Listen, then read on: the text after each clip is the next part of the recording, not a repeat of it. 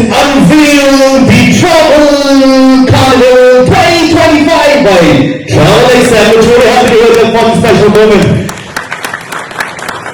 Very special moment. আজকে Travel XM presenting Travel Carnival 2025, the first edition. আজকে এই 7 মাসের জার্নি তো first edition আমরা রয়েছে, definitely 2026 looking forward for the second edition. ট্রাভেলিক্সাকে শুভেচ্ছা জানাবো। ট্রাভেলিক্সা টিমের আমিও একজন অংশ হতে পেরে আমার খুব খুশি, আমি খুবই আনন্দিত। যেটা আমি এতক্ষণ স্টেজেও বললাম, হ্যাঁ ট্রাভেলিক্সা সবে তার যাত্রা শুরু করেছে, কিন্তু এই ছোট্ট পথ চলার মধ্যেই তারা কিন্তু অনেক মানুষের পথ চলার সঙ্গী হয়ে গিয়েছে। কারণ আমি যেটা শুনছিলাম যে 7 মাসের মধ্যেই এতগুলো ট্রিপ তারা অলরেডি অর্গানাইজ করে ফেলেছে, এবং দেশে এবং বিদেশেও। তো এই যে মানুষ যারা ওনাদের সঙ্গে বেরিয়ে পড়েছিলেন ট্রাভেলিক্সের সঙ্গে, তাদের অভিজ্ঞতা, তাদের নতুন নতুন স্মৃতি, তাদের হাসি মুখ, এটাই আমার মনে হয় ট্রাভেলিক্সের টিমের কাছে সবচেয়ে বড় উপহার। এবং আমি এটাও বললাম যে ভবিষ্যতে বাঙালি বেড়াতে যেতে ভালোবাসে, এটা চিরকালীন আমরা জানি।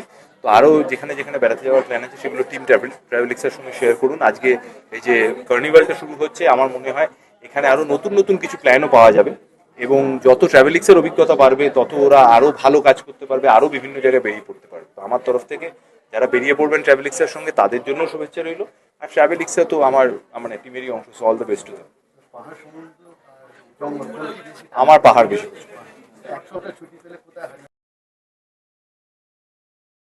আমারই বলে যাবো না, তাহলে তো হারানো আর হবে না। না, সিনেমা শুটিং এ গেলে তো শুটিং এর কাজটাই মুখ্য, এবং আমাকে তো সেখানে নিয়ে যাওয়া হয়েছে শুটিং এর জন্য, তো সেটাই হয়। তবে হ্যাঁ, তার মধ্যেও মাঝে মধ্যে আমরা যে জায়গাগুলো শুটিং করি, আমার মনে হয় এটা আমাদের খুব সৌভাগ্য যে আমরা এমন এমন লোকেশনে শুট করি, সেখানে হয়তো অনেক সময় মানুষ এমনি বেড়াতে যেতে পারে না, কিন্তু আমরা অন্তত সেখানে যেতে পারি। হয়তো ঘুরে বেড়ানো হয় না, কিন্তু সেই জায়গাটা দেখা হয়, সেখানকার মানুষদের সঙ্গেও কখনো কখনো আমাদের ইন্টারাক্ট করার সুযোগ। ডিপেন্ড করে, এটা অনেক অনেক এরকম জায়গা।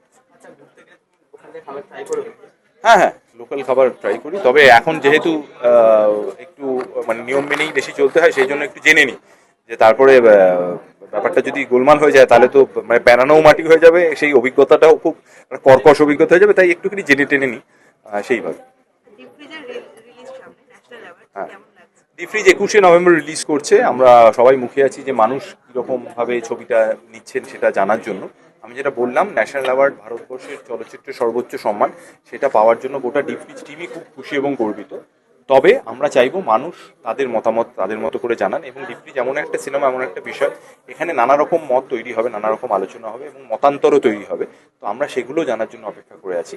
এই ছবির মাধ্যমে আমার মনে হয় না অর্জুন কোনো নির্দিষ্ট একটা বিষয়কে বলে প্রমোট করেছে, একটা পরিস্থিতি এবং কিছু মানুষ তাদের মধ্যেকার সম্পর্ক নিয়ে একটা গল্প বলেছে। এবার সেই গল্প দর্শকরা কিভাবে নিচ্ছেন, তারা কিভাবে দেখছেন, সেটা জানার জন্য এখন আমরা।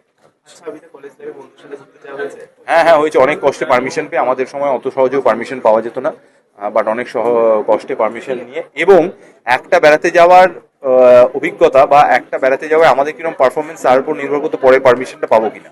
কাজে একটা পারমিশন পেয়ে গেলাম, ব্যাস সমস্ত ভুলে গিয়ে উত্তেজিত হয়ে পড়লাম, তাহলে কিন্তু পরেরটা পাবো না, এটাও মাথায় কাজ করতো, মানে পরের পারমিশনটা পাবো না। আমি আছি এরকম, এটা আর মনে করিও না তুমি। আমার বন্ধুরা এক্ষুনি তারপর গালাগাল দিতে শুরু করবে, আমি এই দোষে দুষ্ট। আমি তো বললাম, আর আলাদা করে কিছু বলবো না, আপনারা দেখুন, আপনাদের যদি মনে হয় আপনাদের মতামত জানান। Number 6.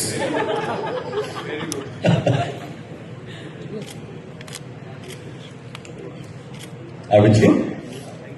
Thank you so much, Steve. Thank you. খাওয়া সেই অভ্যেসগুলো, সেইগুলো জানা, এগুলো আমাদের মনকে অনেক বড় করে। এটা আমার মনে হয় আমার থেকে আপনারাও আরো বেশি জানেন, এবং সেই জন্যই এই ভ্রমণের নেশা বা বেরিয়ে পড়ার নেশা আপনাদের আরো এভাবে জাঁকিয়ে ধরেছে।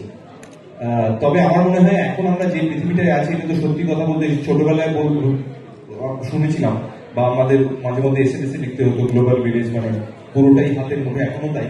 কিন্তু তা সত্ত্বেও কোথাও আমার মনে হয় সেই বিভিন্ন জায়গায় যাওয়া, সেখানকার মানুষদের সঙ্গে ইন্টারঅ্যাক্ট করা, বা সেই জায়গার ইতিহাস, সেগুলোকে জানা, এই যে অভিজ্ঞতাটা, এটার কোনো রকম বোধহয় সাবস্টিটিউট নেই। তো আপনাদের এই